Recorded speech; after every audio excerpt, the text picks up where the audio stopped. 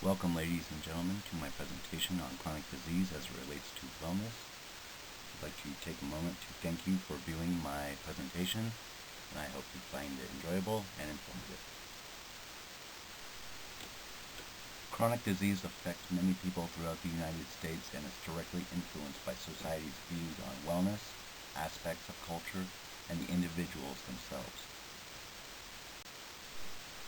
The definition of chronic disease is any disease lasting more than 3 months. It generally cannot be prevented by vaccines or cured by medication, nor do they just disappear. Chronic disease affects many people throughout the United States and is directly influenced by society's views on wellness, aspects of culture, and the individuals themselves. There are several social practices that have shaped and molded our idea of wellness. The first practice is encouragement. Encouragement is the practice of one to contribute to the physical and human environment. The next practice has a lot of emphasis placed on it, and that would be interdependence. Interdependence is the mutual reliance between two or more groups of people. These groups of people can consist of family members, co-workers, or friends. The next social practice is having an awareness of the importance one has in society and the impact on the community and nature. We can examine what type of role we have in improving the world via healthier living environment and instigating meaningful communication with those around us. Continuing on with social practices, we now take a look at communication. Communicating our feelings, desires, and needs is a vital piece of the wellness puzzle.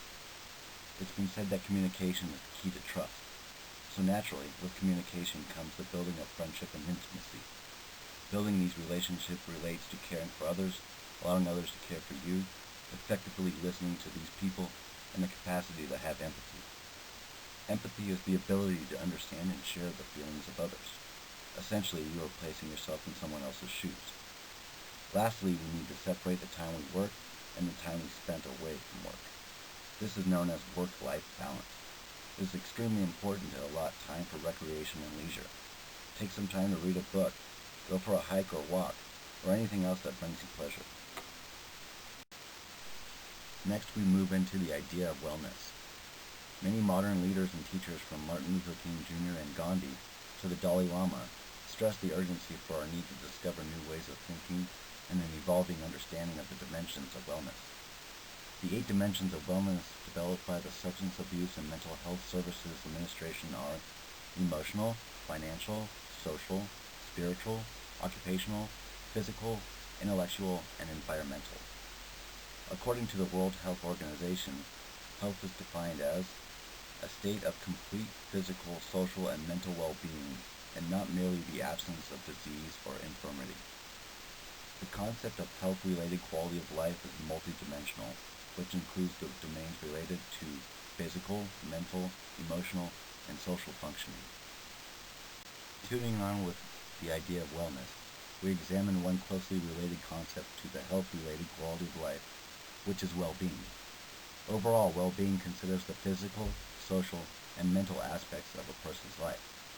For instance, physical well-being relates to vitality, energy, strength, and vigor.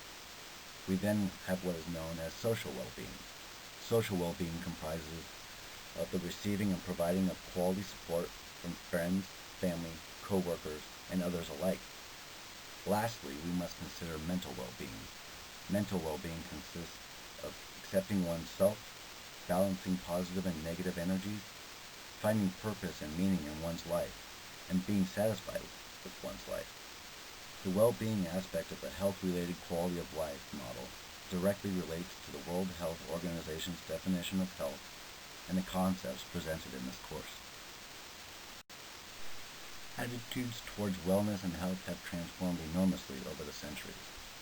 Being well consists of balancing aspects within the emotional, financial, social, spiritual, occupational, physical, intellectual, and environmental dimensions. The current presidential administration focuses on many aspects of wellness, from the Joining Forces program, which calls attention to the critical issue facing service members, veterans, and their families, to the Let's Move campaign, which is America's move to raise a healthier generation of kids.